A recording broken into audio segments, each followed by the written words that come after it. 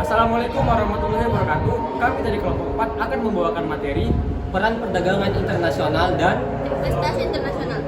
dengan saya beranggotakan Wahyu Yuda Perdana dengan NIM 0506222081. Saya Rifa Sabila 0506221035. dan saya Muhammad Abrar dengan NIM 05062210. Nah, jadi pada materi pertama kami akan menjelaskan terkait pengertian peran dan perdagangan investasi internasional. Yang akan membacakan materi pertama yaitu tentang pengertian perdagangan internasional. Perdagangan internasional dapat diartikan sebagai pembelian, penjualan, penukaran barang dan jasa suatu negara ke negara lainnya. Yang kedua, teori perdagangan internasional. Ada 4. Yang pertama, teori keunggulan, yaitu ketika suatu negara dapat menghasilkan barang lebih banyak dari negara lain. Yang kedua, keunggulan komparatif, yaitu kemampuan negara menciptakan barang dengan biaya yang lebih murah dibanding negara lain. Yang ketiga, teori faktor proporsional, yaitu negara yang produksinya tinggi cenderung melakukan ekspor. Yang keempat, teori perdagangan baru, yaitu perdagangan internasional bergantung pada skala dan inovasi. Selanjutnya yang ketiga, peran perdagangan internasional. Peran ini memiliki dampak positif dan negatif. Kita masuk ke dampak positif. Yang pertama itu mendorong pertumbuhan ekonomi. Yang kedua, meningkatkan lapangan kerja. Yang ketiga, menarik pemodal asing. Yang keempat, sumber devisa negara. Yang kelima, meningkatkan kesejahteraan nasional. Dampak negatifnya, yang pertama, penjualan barang lokal menurun. Yang kedua, menjadi bergantung pada negara lain. Yang ketiga, usaha kecil tidak dapat bertumbuh. Yang keempat, nilai mata uang terpuruk. Selanjutnya, materi keempat yaitu pengaruh globalisasi terhadap perkembangan perdagangan internasional. Ini juga mempunyai dampak positif dan negatif. Dampak positif, globalisasi dapat meningkatkan produksi global, berperan dalam kemakmuran masyarakat, memperluas pasar dan menyediakan dana tambahan untuk perkembangan negeri. Dampak negatifnya, perdagangan bebas dapat menghambat pertumbuhan industri dalam negeri, memperburuk neraca pembayaran suatu negara, dan dalam jangka panjang dapat memperburuk pertumbuhan ekonomi nasional. Materi selanjutnya akan dijelaskan oleh teman saya. Baik, untuk materi selanjutnya ada 5 hambatan perdagangan internasional. Hambatan perdagangan internasional adalah segala bentuk kebijakan atau aturan dapat mengurangi, membatasi, atau menghambat arus perdagangan antar negara. Yang pertama itu ada A. Hambatan non-tarif. Hambatan non-tarif adalah hambatan perdagangan selain pajak atau bea masuk yang seringkali bersifat administratif atau kebijakan teknis.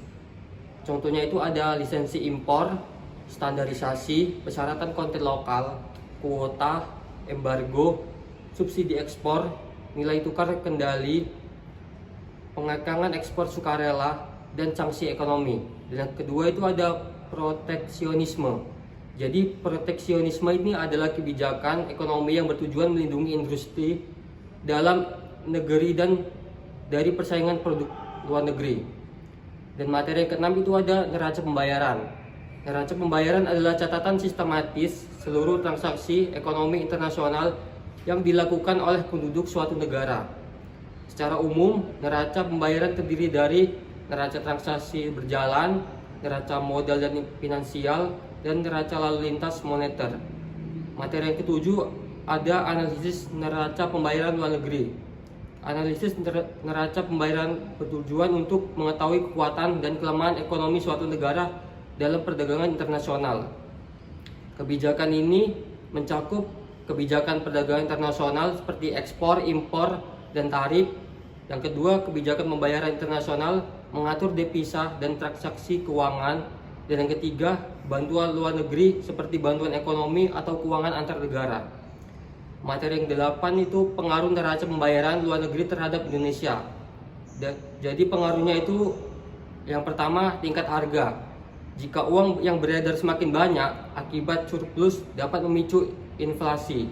Dan yang kedua, nilai tukar atau kurs.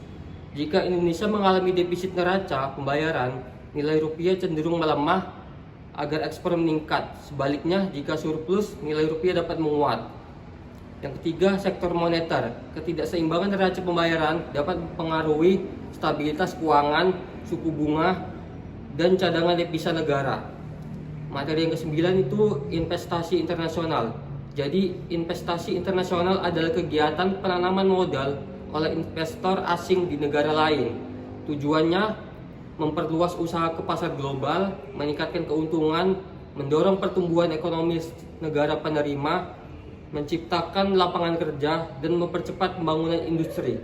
Materi yang ke-10, strategi investasi internasional. Di dalam strategi investasi ini ada dua strategi utama dalam investasi. Yang pertama, strategi pasif. Investor berusaha mereplikasi kinerja indeks pasar dengan menyusun portofolio aset sesuai indeks tertentu tanpa banyak perubahan. Dan yang kedua ada strategi aktif. Jadi di strategi ini investor secara aktif mengambil keputusan investasi berdasarkan analisis pasar, risiko, dan peluang untuk memperoleh keuntungan lebih besar. Pada bagian ini, pembahasan beralih ke lingkungan investasi internasional. Lingkungan investasi menggambarkan ekosistem yang memungkinkan terjadinya aktivitas penanaman modal lintas negara. Lingkungan ini mencakup 3 unsur utama, yaitu sekuritas, pasar sekuritas, dan perantara keuangan. Jadi, sekuritas berperan sebagai instrumen keuangan yang mudah diperjualbelikan. Pada sekuritas menjadi wadah bertemunya investor dan emiten. Sementara perantara keuangan berfungsi menjembatani pihak yang membutuhkan dana dengan pihak yang memiliki kelebihan dana. Jadi ketiga unsur ini membentuk fondasi penting dalam kelancaran investasi internasional. Selanjutnya, kita masuk pada proses investasi. Jadi dalam proses ini menjelaskan bagaimana seorang investor mengambil keputusan secara rasional, mulai dari pemilihan jenis aset, tingkat intensitas investasi, hingga penentuan waktu yang tepat untuk berinvestasi. Dalam konteks internasional, proses ini menjadi semakin kompleks karena melibatkan perbedaan kondisi ekonomi, regulasi, serta risiko antar negara. Oleh karena itu, investor dituntut untuk melakukan analisis yang cermat sebelum menanamkan modalnya. Namun, investasi internasional tidak terlepas dari berbagai tantangan dan risiko. Risiko tersebut meliputi risiko politik dan kebijakan pemerintah, risiko hukum dan regulasi, risiko ekonomi dan moneter, hingga risiko pasar global. Selain itu, perbedaan sosial, budaya, teknologi, serta kualitas infrastruktur juga dapat mempengaruhi keberhasilan investasi asing. Risiko ini menjadikan investasi internasional sebagai aktivitas yang memiliki potensi keuntungan yang besar, tapi juga mengandung ketidakpastian yang tinggi. Jadi, peran kebijakan pemerintah menjadi sangat krusial dalam perdagangan dan investasi internasional. Setiap kebijakan yang diambil pemerintah, baik dalam bentuk regulasi perdagangan, kebijakan investasi, maupun kebijakan moneter, akan berdampak langsung pada arus ekspor, impor, serta aliran modal asing. Kebijakan yang stabil dan transparan cenderung meningkatkan kepercayaan investor, sedangkan kebijakan yang tidak konsisten dapat menimbulkan ketidakpastian ekonomi. Dalam menentukan keputusan untuk menanamkan sebuah modal, investor asing mempertimbangkan berbagai faktor. Faktor tersebut antara lain, yang pertama stabilitas politik dan hukum, lalu kondisi ekonomi makro, ukuran dan potensi pasar, biaya produksi, ketersediaan sumber daya, kualitas infrastruktur, serta kebijakan pemerintah. Selain itu, aspek budaya, keamanan, dan reputasi suatu negara di mata global juga turut mempengaruhi minat investor asing. Jadi, ke depan, prospek perdagangan dan investasi internasional menunjukkan perkembangan yang semakin dinamis.